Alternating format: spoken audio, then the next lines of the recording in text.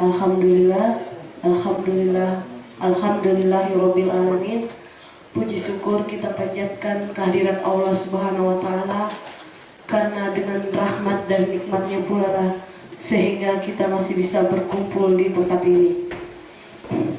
Salawat dan salam semoga tetap tercurah kepada junjungan kita beserta para sahabat beliau dan keluarga beliau hingga akhir zaman.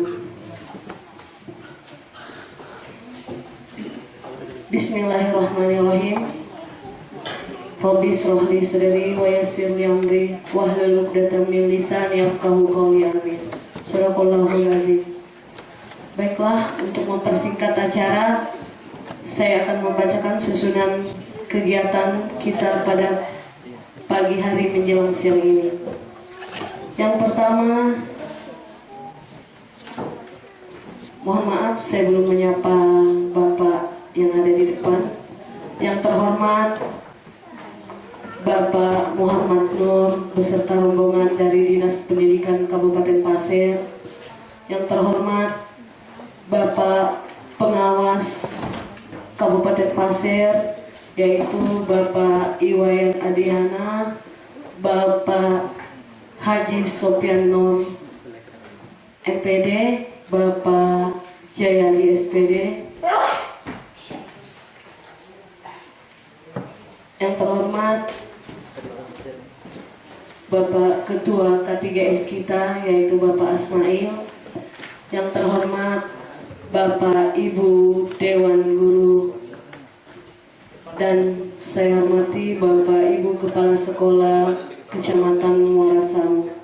Baiklah, untuk mempersingkat waktu, saya akan membacakan susunan kegiatan kita pada pagi hari ini, yaitu acara pertama pembukaan. Acara yang kedua yaitu menyanyikan lagu Indonesia Raya. Acara yang ketiga yaitu pembacaan doa. Acara yang keempat sambutan. Kemudian acara kelima yaitu acara inti, dan acara terakhir kita yaitu penutup. Baiklah, untuk membuka acara pada pagi hari menjelang siang ini, marilah kita bersama-sama membaca basmalah. Bismillahirrahmanirrahim. Acara yang kedua yaitu menyanyikan lagu Indonesia Raya. Kami mohon dengan hormat kepada Ibu Rukmia agar bisa memimpin lagu ini. Kepada beliau, waktu kami persilahkan.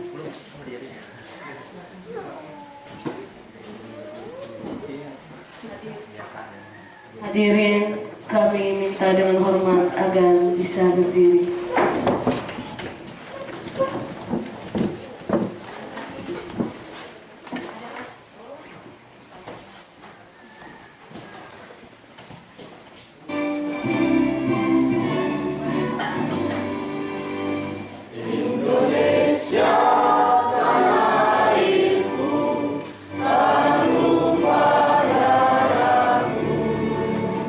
Di sana aku berdiri.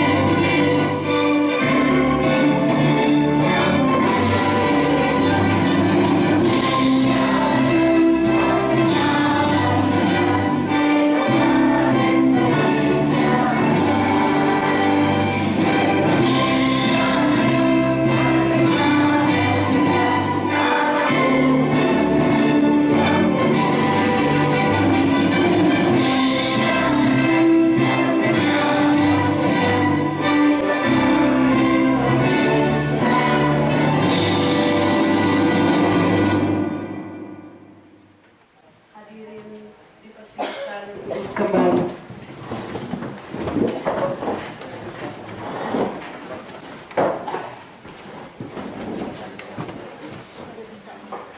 Terima kasih kepada Ibu Rumia yang telah memimpin jalannya lagu Indonesia Raya.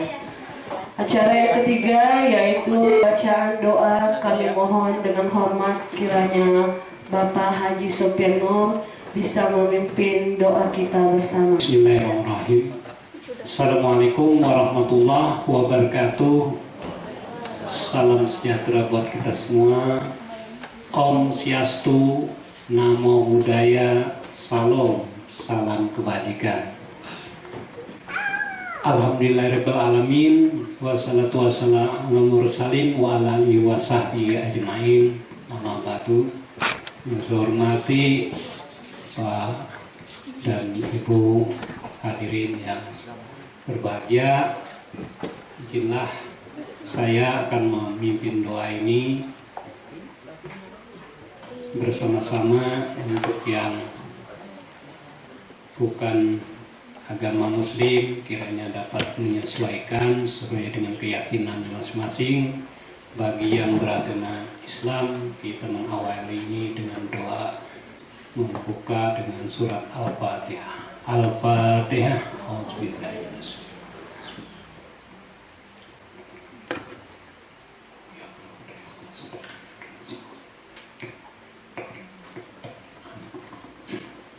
Amin amin ya Allah. Bismillahirrahmanirrahim. Assalatu wassalamu ala asrafil mursalin Sayyidina Muhammad wa ala alihi wa sahbihi ajmain.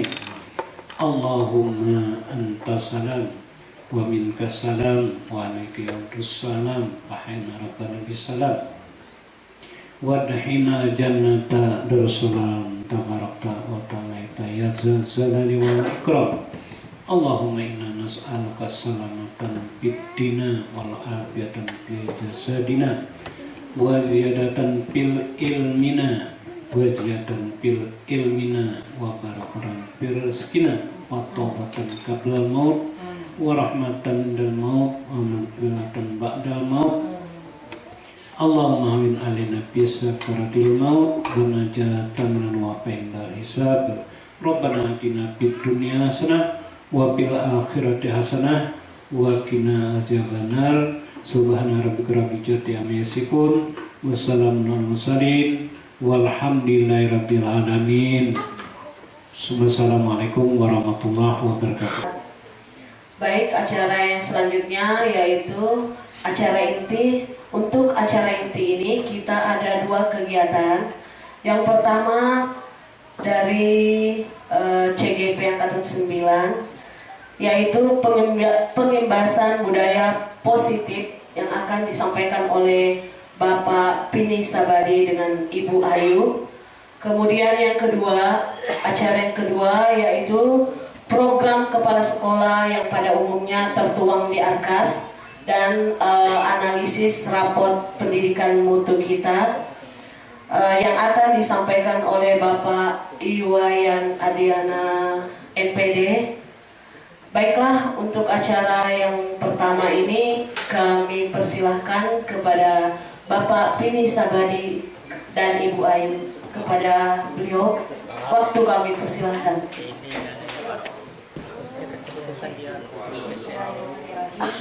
Assalamualaikum warahmatullahi wabarakatuh.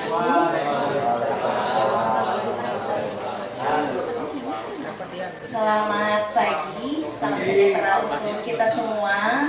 Salam Om Swastiastu, Namo Buddhaya, salam kebajikan, rahayu. Bapak Ibu, terima kasih, mohon izin kepada Pak Wayan, Pak Jayadi, Pak Supianur. Terima kasih atas kesempatan yang diberikan kepada saya. Jadi hari ini Bapak Ibu, saya mohon izin untuk melakukan penimbasan. Tadi sudah disebutkan oleh MC, saya beserta rekan saya Pak Vini dari calon guru penggerak Angkatan 9 akan melakukan penimbasan terkait program guru penggerak. Iya. Tapi sebelumnya Bapak Ibu, saya mohon izin dulu karena tadi sudah disebutkan oleh Bapak. Baik Bapak Ibu, mungkin sebelum saya mulai, saya boleh pantun dulu ya Bapak Ibu ya. Boleh. Di Papua ada burung Polri. Di Kalimantan ada burung enggang. Izinkan saya memperkenalkan diri, karena katanya tak kenal maka tak sayang. Ya, Bapak Ibu, perkenalkan, nama saya Sri Ayu Puspitasari, biasa dipanggil Bu Ayu. Saya guru kimia di SMA Negeri 1 Muara Samu. Ya, untuk riwayat pendidikan saya adalah lulusan dari FKIP Kimia Universitas Mula Warman, dan saya menjalani program pendidikan profesi guru di Universitas Patimura Ambon. Nah, untuk riwayat pengembangan diri, ini ada beberapa pengembangan diri yang pernah saya ikuti, yaitu sebagai trainer desain grafis program dual track 2022-2023, pelatihan peningkatan kompetensi guru kimia, kemudian workshop penggunaan media pembelajaran chemistry board games, lalu TOT penggunaan kelas poin dalam pembelajaran. Yang sedang saya jalani sekarang adalah pembelajaran berbasis TIK 2023 serta calon guru penggerak angkatan 9, dan ada beberapa penghargaan yang pernah saya dapatkan, salah satunya sebagai 50 guru terbaik pada lomba bahan ajar digital yang dilaksanakan di tingkat provinsi Kalimantan Timur. Kemudian sebagai pemenang seleksi cipta puisi tingkat nasional pada tahun 2023, dan yang terakhir adalah juara 2 guru berprestasi tingkat SMA di tingkat provinsi Kalimantan Timur. Saya lanjut ke diseminasi budaya positif di sekolah. Bapak Ibu, kami, saya dan Pak Vini adalah agent of change. Jadi kami adalah calon guru penggerak yang diharapkan akan menjadi agen perubahan di sekolah masing-masing. Kenapa di sini saya dan Pak Vini minta waktunya untuk mendiseminasikan ini? Karena kebetulan kabarnya di sini kan kepala sekolah banyak hadir, rekan guru juga banyak yang hadir. Jadi menurut kami ini pas sekali momennya untuk mensosialisasikan terkait program guru penggerak. Seperti ini. Ya Bapak Ibu, sebelumnya Bapak Ibu mungkin sudah tahu ya program guru penggerak. Belum ya Pak ya? Ya. Program guru penggerak ini adalah program yang dicetuskan oleh Menteri kita, Bapak Nadiem Makarim, pada episode ke-15 tentang Merdeka Belajar. Jadi harapannya kita sebagai guru mengikuti program guru penggerak, tapi kenyataannya masih banyak Bapak Ibu guru yang takut mengikuti guru penggerak.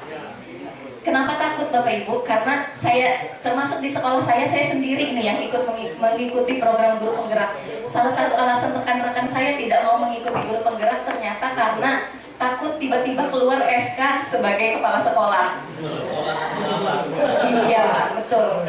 Betul. Padahal saya Bapak Ibu terus terang untuk menjadi kepala sekolah saya merasa belum pantas. Banyak senior-senior yang lebih mampu, yang jiwa kepemimpinannya lebih bagus. Saya terus terang kalau untuk manajerial sebagai pemimpin saya rasa saya belum pantas. Tapi kenapa saya mengikuti guru penggerak?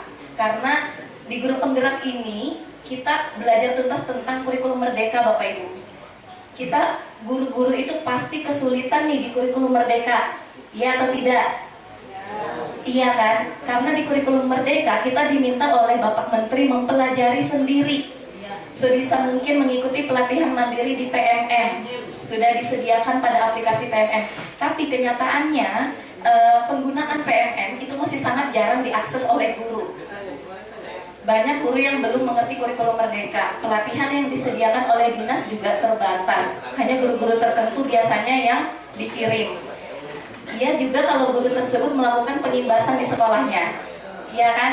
Nah, jadi melalui guru penggerak ini saya belajar nih supaya saya bisa menciptakan pembelajaran yang lebih berpihak pada murid. Jadi harapannya Bapak Ibu silakan mendaftar di program guru penggerak, karena ilmu yang kami dapatkan terus terang di guru penggerak itu sangat banyak. Nih contohnya di modul 1.1 ini adalah refleksi pembelajaran dari Bapak Pendidikan, Bapak Ki Hajar Dewantara. Di sini saya juga baru paham nih, ternyata kita sebagai guru tidak boleh menuntut murid untuk sesuai kemauan kita, tapi tugas kita sebagai guru adalah menuntun.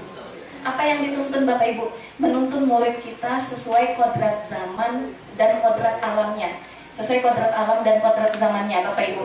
Kodrat alam anak kita di Muara Samu apa Bapak Ibu? Sawit, petani, pekebun, kodrat alamnya.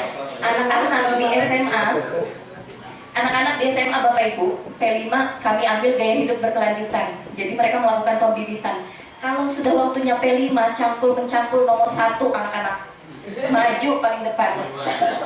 Bu, saya nyangkul aja Bu, saya nebas aja Bu, yang penting nggak di dalam kelas. Anak-anak itu di SMA. Kenapa? Karena sudah kodrat alamnya Bapak Ibu. Kodrat alamnya mereka seperti itu. Jadi tugas kita sebagai guru menuntun murid kita itu sesuai kodrat alam dan kodrat zamannya. Kodrat zamannya apa?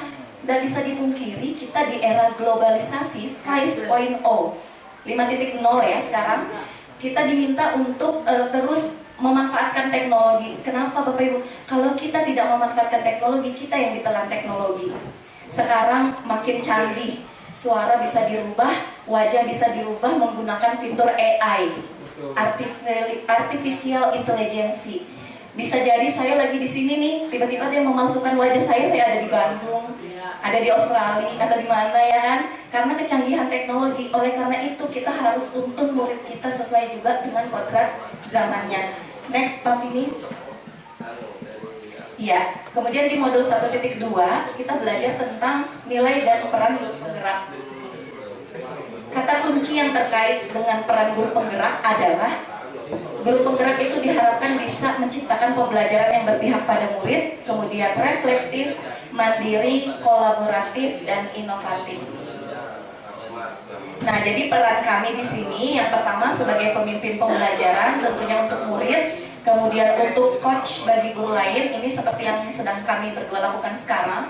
Kemudian pendorong kolaborasi, mewujudkan kepemimpinan murid dan penggerak komunitas praktisi. Jadi tadi sudah dibahas, kita di Kabupaten Pasir, bahkan seluruh Indonesia diminta untuk membentuk komunitas belajar. Dan alhamdulillah saya juga sudah membentuk di SMA Negeri 1 Muara Samu, Bapak Ibu. Nama komunitas praktisi yang saya bentuk adalah Pemikat Siswa. Pemikat Siswa ini adalah akronim dari Pemerhati Minat dan Bakat Siswa.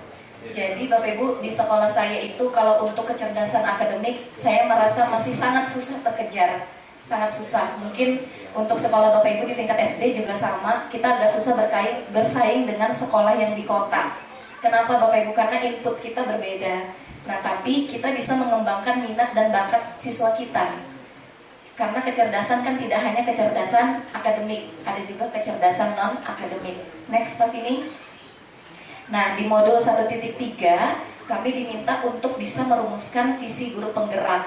Kenapa banyak guru tidak mau ikut guru penggerak? Karena memang guru penggerak ini adalah salah satu program pelatihan yang nantinya diharapkan bisa meluluskan para lulusan-lulusan guru penggerak yang bisa jadi kepala sekolah.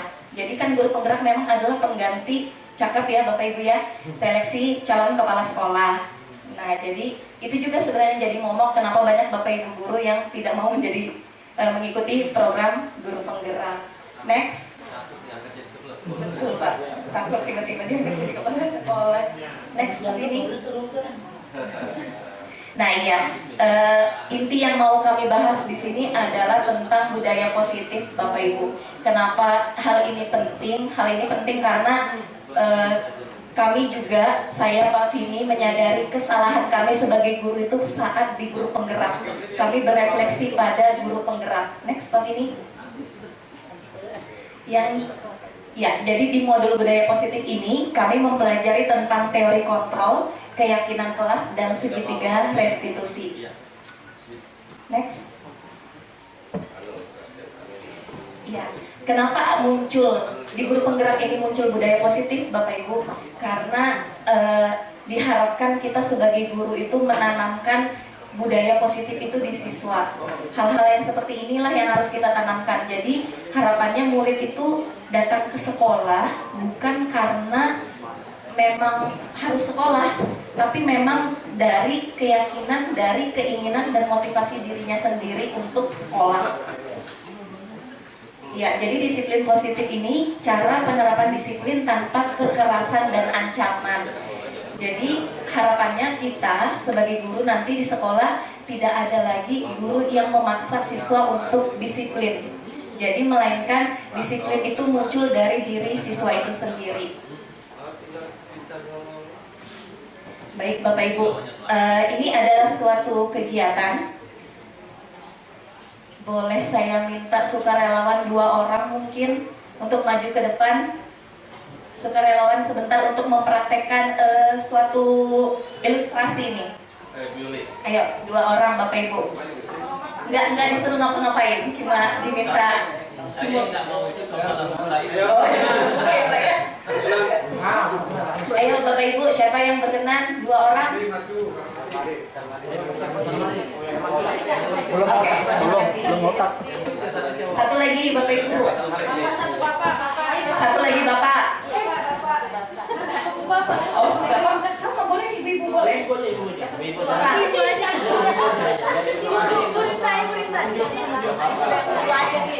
Siapa? Burinta. Ayo.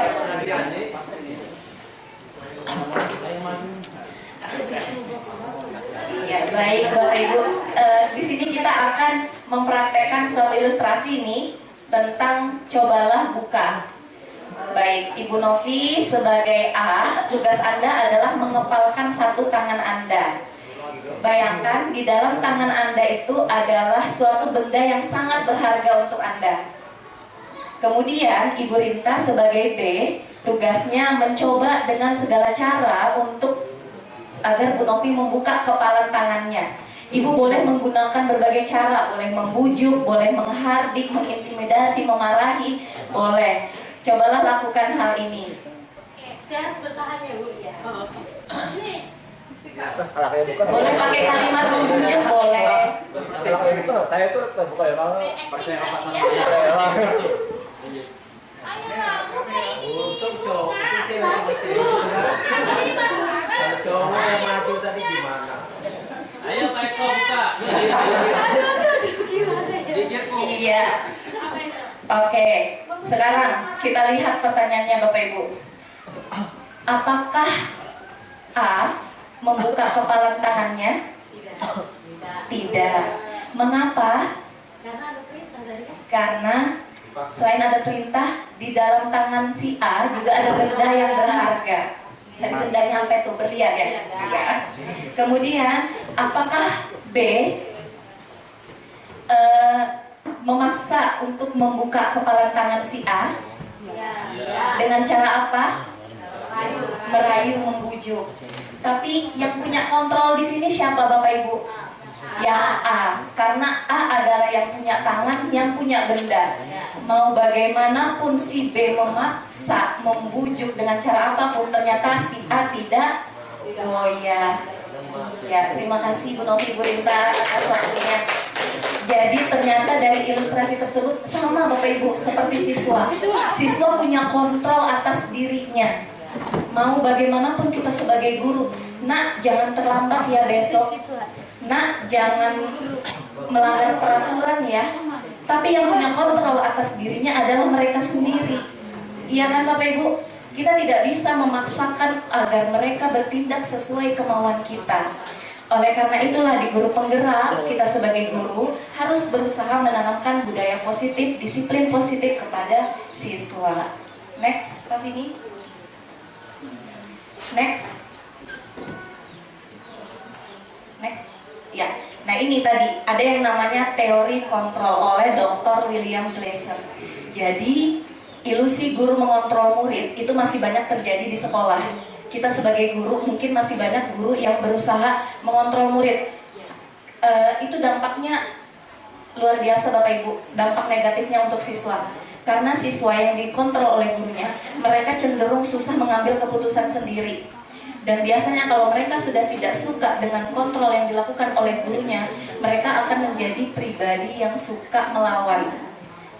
Tuh, seperti itu Bapak Ibu. Bukan artinya kita menghamba kepada murid ya Bapak Ibu ya. Banyak nih yang termasuk rekan saya di sekolah itu selalu bilang, kita di kurikulum Merdeka ini kok disuruh menghamba pada murid. Kita nggak boleh marahin murid.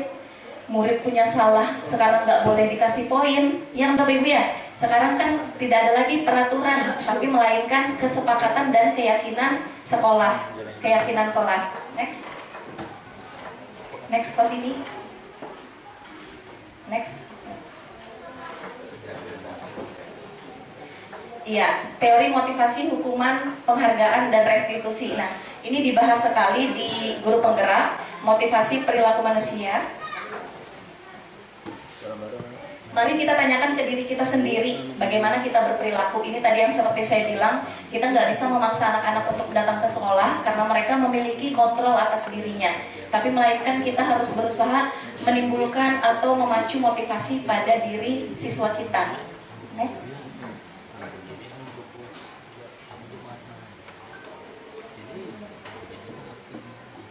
Oke, jadi ada 3 motivasi perilaku manusia. Yang pertama adalah untuk menghindari ketidaknyamanan atau hukuman. Jadi peserta didik datang ke sekolah itu masih ada mungkin yang datang ke sekolah hanya untuk menghindari hukuman. Oh, nanti kalau saya nggak sekolah dapat panggilan orang tua nih. Ada yang seperti itu. Next. Yang kedua adalah untuk mendapatkan imbalan atau penghargaan dari orang lain. Nah, jadi Bapak Ibu di guru penggerak kita juga diajarkan ternyata memberi penghargaan, reward, award dan sebagainya kepada siswa terlalu berlebihan itu juga tidak baik. Kenapa tidak baik? Saya sendiri juga baru tahu Bapak Ibu. Saya adalah termasuk guru yang dulu suka ngasih reward. Jadi untuk siswa saya yang misalnya ada pencapaian tertentu di kelas nih, misalnya timnya mereka ini mendapat nilai terbaik, siswa ini dapat nilai terbaik, saya beri reward. Rewardnya kecil-kecilan, snack dan sebagainya. Ternyata hal itu tidak boleh dilakukan berlebihan. Kenapa tidak boleh? Karena dikhawatirkan nanti siswa mau melakukan sesuatu atas dasar imbalan. Oh, nanti kalau saya belajar dikasih nih sama Bu Ayu reward, saya dapat poin lebih nih dari Bu Ayu. Itu yang tidak boleh Bapak Ibu. Karena khawatirnya jika suatu saat reward itu dihapuskan, mereka tidak lagi memiliki motivasi. Yang kedua, akan menimbulkan iri, kecemburuan sosial bagi rekannya yang lain. Teman-teman yang lain yang tidak bisa menjangkau dia akan iri terhadap pencapaian-pencapaian. Oh, Bu Ayu ini cuma ngasih anak itu-itu aja nih. Iya kan? Nah, itu yang tidak boleh Bapak Ibu. Next. Nah, yang ketiga tadi untuk menjadi orang yang mereka inginkan dan menghargai diri sendiri. Ini yang kami harapkan di guru penggerak. Kami diharapkan kita bisa membantu siswa untuk menjadi siswa yang dapat menjadi diri mereka sendiri. Next. Nah, hukuman Bapak Ibu. Ini agak sensitif ya Bapak Ibu ya. Saya sendiri di sekolah saya agak takut membahas ini. Karena kalau di guru penggerak, di kurikulum Merdeka, kami tidak boleh lagi menghukum siswa, Pak. Kami belajar tidak boleh lagi menghukum siswa. Dan kebetulan kepala sekolah saya yang sekarang juga tipe yang tidak suka memberi hukuman kepada siswa. Jadi kami para guru di sekolah sebisa mungkin jangan menghukum siswa. Tapi tidak dapat dipungkiri, pastinya masih ada guru tipe penghukum. Iya kan Bapak Ibu? Betul.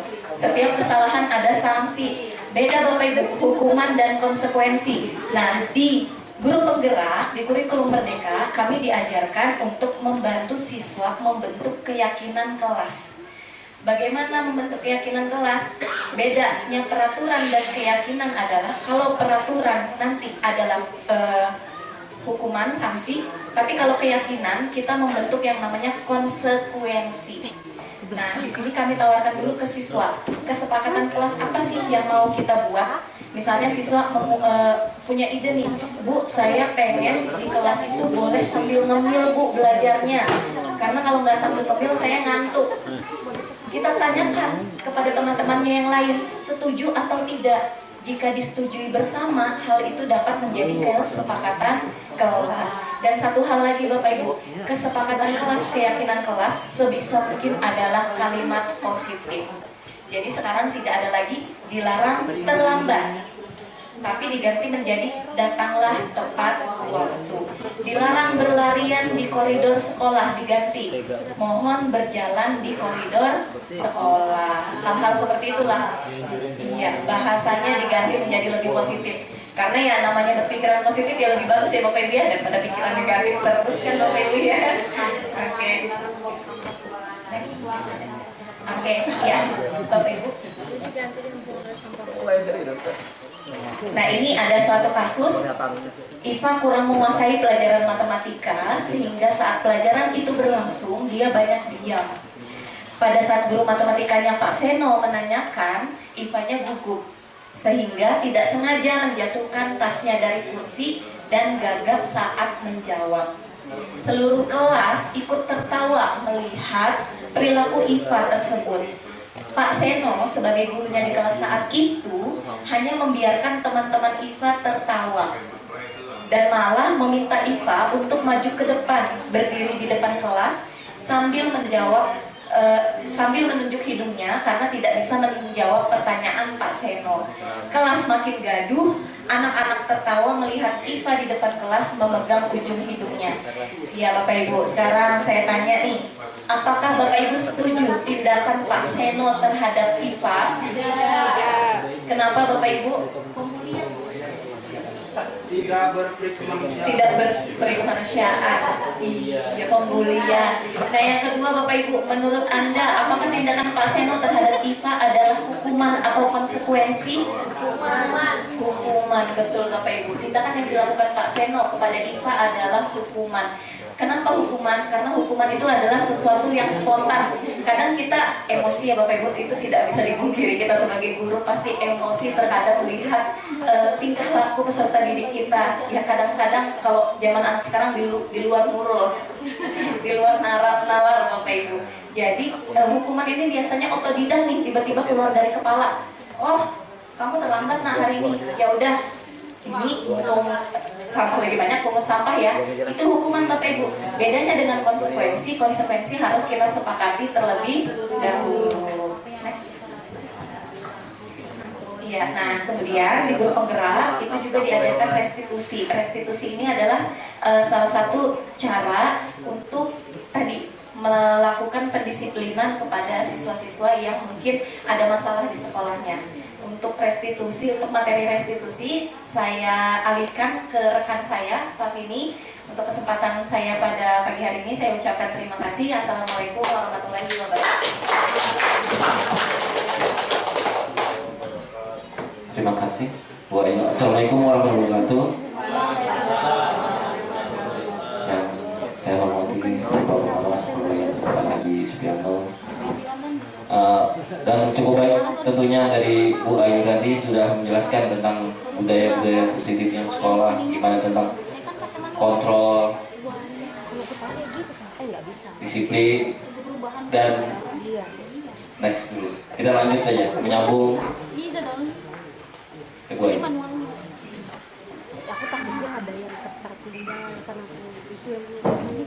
Ada hukuman atau konsekuensi?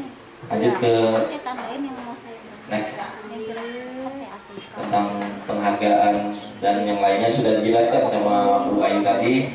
Nah, tentunya kita langsung ke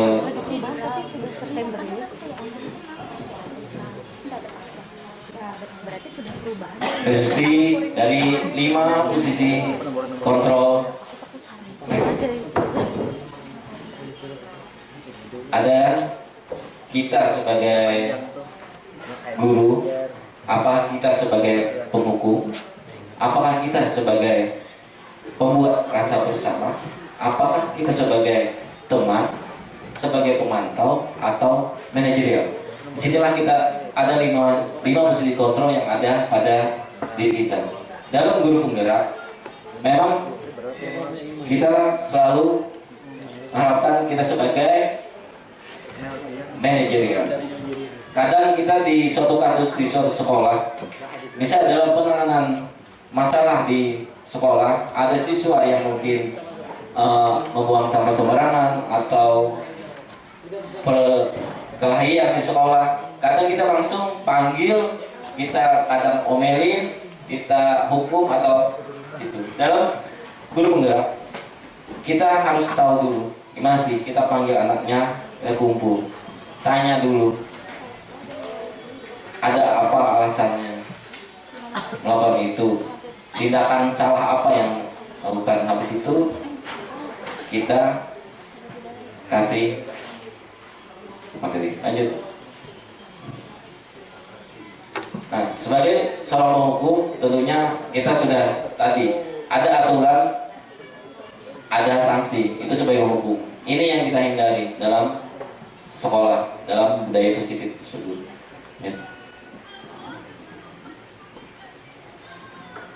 Dan satu hal, ada juga kita sebagai 5 posisi kontrol tadi merasa bersalah.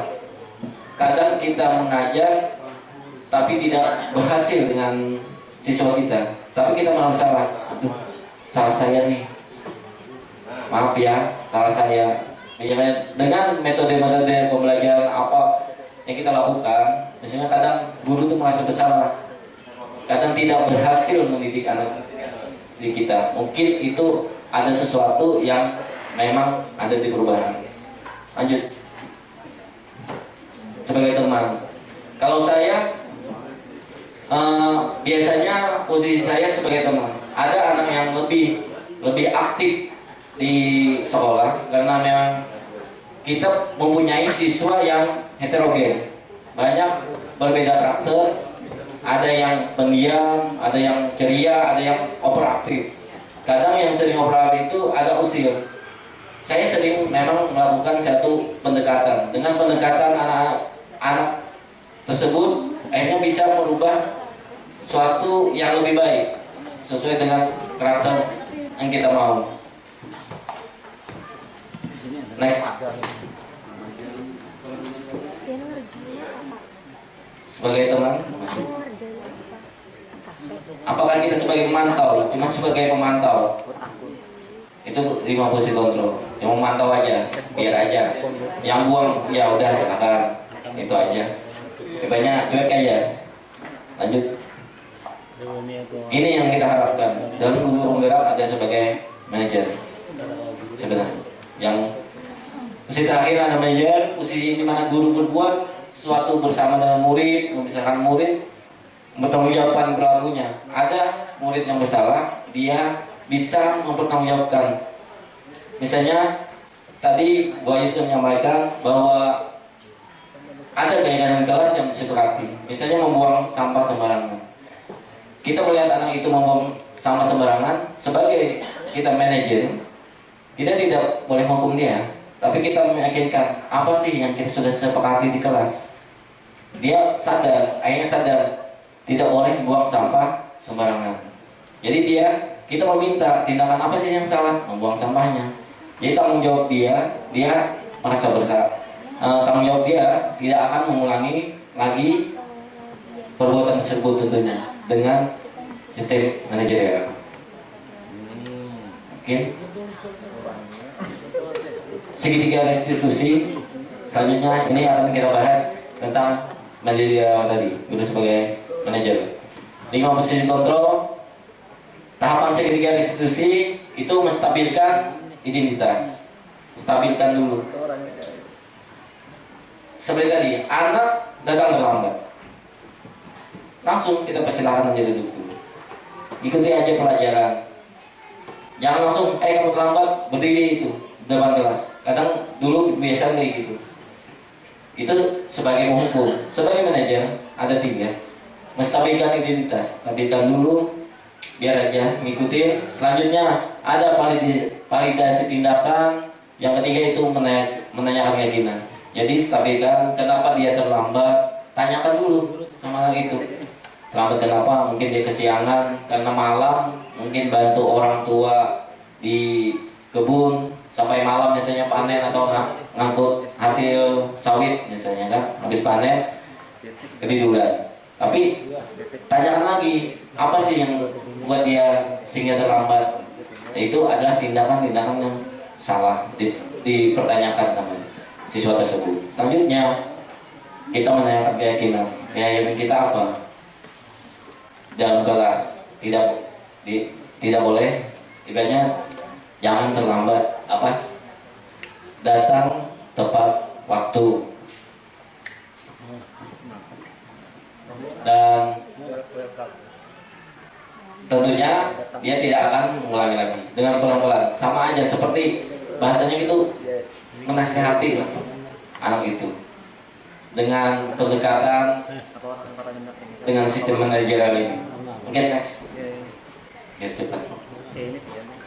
Nah, adakah hal yang menarik untuk Anda di luar dugaan? Setelah mempelajari tentang budaya positif ini, tentunya ada hal yang sangat menarik. Utama, sebelum mempelajari tentang budaya positif ini, ya menerapkan disiplin, tentunya memberikan hukuman dan sanksi. Pastinya sering menunggang hukuman dan sanksi. Itu sudah dijelaskan sama Bu Ayu. Dan dengan yang lanjut, sekarang perubahan apa yang terjadi pada cara mindset berpikir kita tentang mempelajari tentang budaya positif? Dalam guru penggerak tersebut, kami bukan hanya sekedar memberitahu menasihati perilaku yang tidak sesuai dengan nilai-nilai kebajikan, akan tetapi dengan terus memberikan keteladanan dan pembiasaan secara kontinu, mengganti tata tertib kelas dengan kesabaran kelas atau keyakinan kelas. Jadi ada tata tertib, kita ganti dengan keyakinan dan kesabaran bersama dengan siswa tentunya. Ketiga, menerapkan posisi kontrol sebagai manajer, bukan sebagai penghukum, apalagi itu lebih parah. Jadi sebagai manajer. Dalam menghadapi permasalahan pelanggaran di sekolah, kita memberikan solusi dengan terlebih dahulu menganalisis 5 kebutuhan dasar tersebut yang sudah dijelaskan sama Bu Ayu tadi. Lanjut. Tentunya pengalaman, ya tentunya sering pengalaman ini berbagi aja. Lanjut. Perasaan selama mengikuti itu jelas sangat menarik ya tentang budaya positif ini. Kalau kita menerapkan, kita lebih nyaman dengan siswa, dengan nyaman, kita juga merasa nyaman tentunya. Pernah dengar keyakinan kelas, Bapak Ibu? Belum pernah. Keyakinan itulah adalah kesepakatan bersama antara kita sebagai pendidik dengan murid yang ada di kelas kita. Contohnya tadi sama Bu Ayu. Biasanya kenapa sih kita gunakan kesepakatan kelas? Boleh ya, tapi ya utamakan dengan keyakinan. Jadi kita dengan siswa tentunya ada kesepakatan dalam keyakinan kelas. Tadi seperti datang tepat waktu dengan kata positifnya. Kita tanya dulu sama anak. Kita bagi mungkin kertas, take note, apa sih yang kemauan anak itu? Apa sih yang keyakinan akan disepakati bersama dalam kelas? Misalnya tadi Bu yang jelaskan, boleh kita ngemil. Ya terserah, memang kesepakatan bersama, silakan. Misalnya memberi kesepakatan bersama, anak nyaman, kita nyaman. Iya, ke WC misalnya, menghargai pendapat orang lain misalnya kan, atau membuat angkat tangan sebelum bertanya misalnya. Itu kesepakatan sama yang diterapkan di kelas. Mungkin kelas ibu kelas 1 beda dengan kelas 2 misalnya kesepakatan bersama, tapi rata-rata disampaikan gitu. Rata-rata ya kesepakatan bersama-sama. Mungkin saya di PJOK juga tentunya ada kesepakatan bersama dengan siswa, ya dengan murid tentang misalnya meletakkan setelah selesai pembelajaran, meletakkanlah alat olahraga ke tempat asal misalnya. Itu salah satu misalnya. Itu hal-hal yang positif, kesepakatan bersama.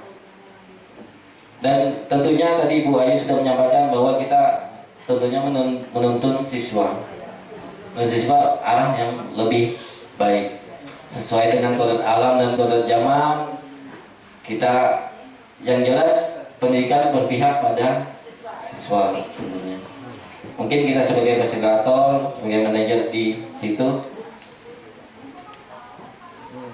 sesuai dengan profil Pancasila, pelajar profil Pancasila. Silakan Bu.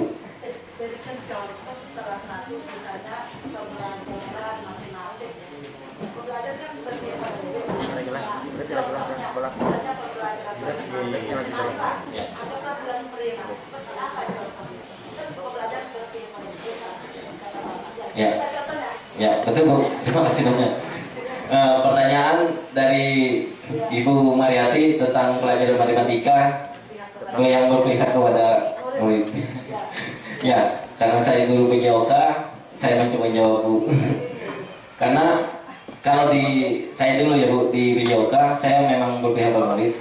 Kadang kita melihat posisi anak itu kelelahan atau capek tidak mengikuti, kita ikutin maunya dia apa sih. Misalnya sebatas mana kemampuan dia, di situ kita stop. Jadi seperti tadi matematika, mungkin anak itu lemahnya misalnya ada di perkalian atau apa, tapi kapan dia belajar. Kadang sekarang itu karena sudah tadi ada tip juga, tip Ibu Ayu, tentunya dengan cara menampilkan suatu media pembelajaran seperti video atau gambar-gambar yang menarik misalnya. Dan tentunya saya di PJOK juga bisa menerapkan dengan matematika Bu. Saya pernah melakukan gini, anak sambil berlari, saya cuma bilang 3. Jadi anak berlari ada kardus di depan berisi dengan bola-bola misalnya, ada angka 3, mereka akan ngambil itu suatu numerasi dalam pelajaran PJOK. Kadang kita juga sambil berlari fluid suruh ambil kertas, ada pertanyaan-pertanyaan di situ, bisa juga dengan bahasa Indonesia dikaitkan, dengan MIPA-nya dikaitkan, bisa. Makanya tadi PJOK bisa bergabung dengan matematika. Sebutkan angka 2 tambah 2, langsung dia harus mencari bola nomor 4 berarti. Itu cara teknik sambil PJOK sambil numerasi. Mungkin di situ Bu sedikit dari saya, mungkin berbagi pengalaman aja sih kalau tentang itu. Mungkin dari saya cukup sekian. Saya akhiri. Assalamualaikum warahmatullahi wabarakatuh. Kalau ada kurang mohon maaf. Ya, kesepian atau kekasih cukup sekian, terima kasih. Melalui kita mempunyai ketegasan, bukan berarti dengan konsekuensi hukuman gitu. Dan ilustrasi tadi yang diperankan oleh Bu Rinka sama Bu Ayu tadi ya, itu merupakan ilustrasi bagaimana menanamkan disiplin kepada anak-anak tanpa melalui hukuman. Dan ilustrasi tersebut saya di sana masih ada tanda tanya ini suatu contoh yang faktual gitu ya, yang betul-betul bisa kita saksikan bersama, bahwasanya cara gurita tadi, buka dong, buka memang tadi tidak terbuka. Yang saya tanyakan, kemungkinan di sana ada cara yang bisa, bagaimana cara Bu Ayu membuka tangannya, kepala tangannya dengan teknik yang tanpa memaksa, tanpa menghukum, dengan rayuan gitu. Mungkin teknik rayuan di situ ya boleh dikatakan mempunyai seni tersendiri gitu ya bagi yang mau membukanya gitu. Dan sekiranya mungkin tadi yang membuka tadi, yang mempunyai rayuan yang pas gitu ya, membujukan yang pas, insya Allah akan terbuka gitu ya. Saya diantar ya.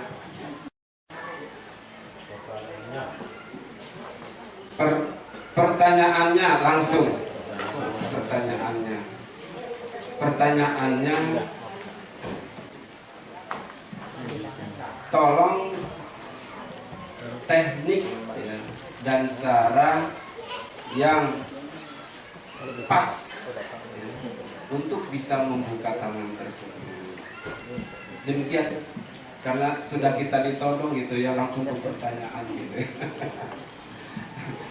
Demikian Bu, ini memang sangat tertarik sekali berkenaan dengan memang ini merupakan paradigma baru mungkin ya bagi guru-guru dengan adanya program guru penggerak ini, dan kita memang sekarang itu berorientasi kepada karakter gitu, pembelajaran sekarang berorientasi kepada karakter atau implementasi karakter, dan karakter itu memang sebetulnya sangat menentukan kesuksesan gitu ya, karena dari filosofi yang pernah saya dengar dan sudah saya baca itu, perhatikan apa yang kamu pikirkan, karena yang kamu pikirkan itu akan menjadi sebuah tindakan. Perhatikan yang tindakan kamu selama dari tidur sampai bangun lagi, dari bangun tidur sampai tidur lagi, karena itu akan menjadi sebuah tindakan. Perhatikan tindakan kita dari tidur sampai dari bangun tidur sampai tidur lagi, karena itu akan menjadi habit, kebiasaan. Perhatikan habit kebiasaan kita yang tiap hari kita lakukan, itu akan menjadi karakter. Perhatikan karakter kita, karena disitulah takdir kita gitu. Itulah bahwasanya karakter itu sebetulnya itu yang paling utama dalam pendidikan untuk kesuksesan hasil pendidikan kita, hasil pendidikan yang bermutu tentunya. Demikian Ibu, terima kasih. Mohon maaf agak panjang pertanyaannya.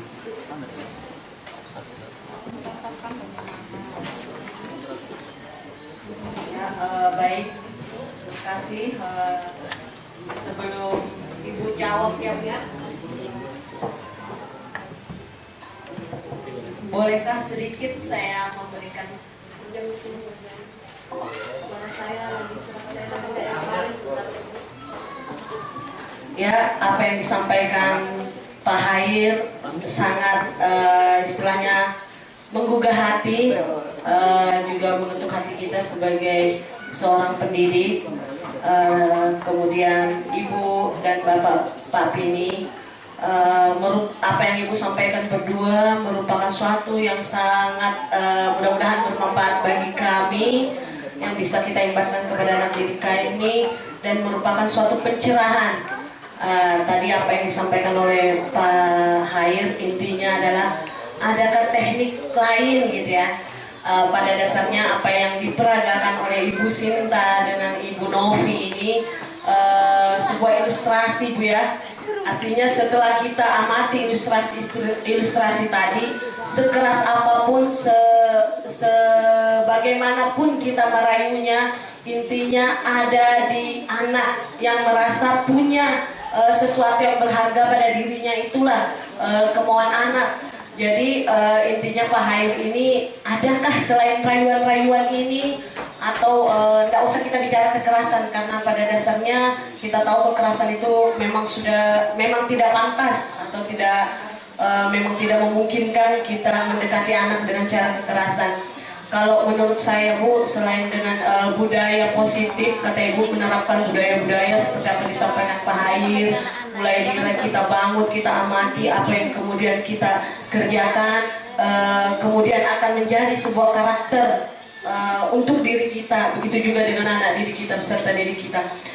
Mungkin dari sini saya garis bawahi bahwa segala sesuatu yang ingin kita capai ke anak itu bukan artinya bukan kemauan kita yang harus diikuti oleh anak-anak, tetapi pada dasarnya kita sebagai guru hanyalah penuntun. Nah, di sini saya ingin garis bawahi kita sebagai seorang pendidik, artinya kita harus mendekati anak dengan cara mengambil hatinya. Ketika hati sudah kita ambil, insya Allah kita akan mendapatkan cinta dari anak didik kita. Mungkin itu saja yang bisa saya sampaikan. Kurang dan lebihnya saya mohon maaf. Saya akhiri. Wabillahi taufiq wal hidayah. Assalamualaikum warahmatullahi wabarakatuh. Waalaikumsalam warahmatullahi wabarakatuh. Jadi saya tarik benang merahnya Bu ya, sentuhlah dia tepat di hatinya. Iya. Iya betul. Terima kasih Bu Andi atas pencerahannya. Betul Pak Hair. Jadi untuk menjawab pertanyaan Pak Hair tadi, tips tindakan apa sih kiat-kiatnya yang harus kita lakukan agar tadi kepalan tangan itu bisa terbuka atas kemauan dia sendiri. Ini sebagai contoh ya Pak ya, di sekolah saya kebetulan saya adalah guru penggerak pertama. Sebelumnya ada tapi sudah pindah. Nah jadi tapi di sekolah saya ada pengajar praktis sekaligus fasilitator. Nah jadi ada satu siswa kami yang istimewa. Kenapa saya bilang istimewa? Gaya belajarnya kinestetik Bapak Ibu. Gaya belajarnya kinestetik. Dia tidak suka di kelas. Dia sukanya belajar itu kalau kimia sukanya praktek aja. Tapi kalau sudah teori dia keluar dari kelas. Betul Pak, kalau sudah teori dia keluar Pak. Tapi kalau praktek dia senang. Kita kelak nak senang dia. Nah jadi anak ini pagi ada Bapak Ibu. Pagi ada rapi, gagah. Tapi siang habis sholat zuhur, kami kan kebetulan sholat zuhurnya ke masjid di sini ya Bapak Ibu ya. Habis sholat zuhur dia pulang ke rumah, tidak kembali ke sekolah. Padahal pembelajaran di SMA masih sampai jam 16. Jadi udah beberapa kali panggilan orang tua, nggak mempan Bapak Ibu. Orang tuanya juga masih tidak bisa mengontrol anaknya. Bahkan orang tuanya menyerahkan ke kami. Mohon Bapak Ibu guru, kami serahkan ke sekolah. Kami sudah tidak sanggup. Orang tua seperti itu. Ya kami Bapak Ibu terus terang juga bingung. Karena anak itu, kita memang betul anak dititipkan ke sekolah, tapi kita juga perlu bantuan Bapak Ibu orang tua untuk membantu kami mendidik di sekolah. Dan dia tugas Bapak Ibu orang tua adalah di rumah. Ya, maksud kami seperti itu. Tapi orang tuanya sendiri sudah benar-benar angkat tangan, sudah ternyata ditanya anaknya jam siang itu udah ngantuk. Nggak bisa dipaksa Bu, biar saya turun di kelas pun saya di dalam kelas saya juga tidur gitu. Akhirnya tadi teman saya yang saya bilang sudah pernah belajar tentang teori restitusi, di guru penggerak kami menangani ini dengan yang namanya segitiga restitusi. Ibu tadi ini mencoba ngomong ke BK, mohon maaf Bapak guru bimbingan konseling, bukan maksud melangkahi. Bolehkah saya mencoba menerapkan apa yang sudah saya pelajari di guru penggerak tentang segitiga restitusi. Akhirnya anak ini di ruang BK berdua sama ibu tadi menerapkan yang namanya segitiga restitusi itu tadi Bapak Ibu. Memvalidasi tindakan yang salah. Anaknya ditanya dulu, "Nak, kira-kira yang kamu lakukan ini salah atau tidak?" Dan satu yang paling penting poinnya di sini Bapak Ibu, kita harus menggunakan bahasa yang tulus ke anak-anak. Jangan menggunakan bahasa yang mengintimidasi mereka. Karena sejujurnya anak itu suka dimanja, ya kan? Nah, jadi kita gunakan bahasa yang tulus, kita tanya, "Nah, kira-kira yang kamu lakukan itu salah atau tidak?" Ini pada tahap menstabilkan identitas dulu. Kamu melakukan kesalahan apa tadi? Saya tadi tidur Bu di kelas, saya bolos Bu. Saya beberapa hari ini bolos terus. Kita tanya lagi, tindakan yang kamu lakukan salah atau tidak?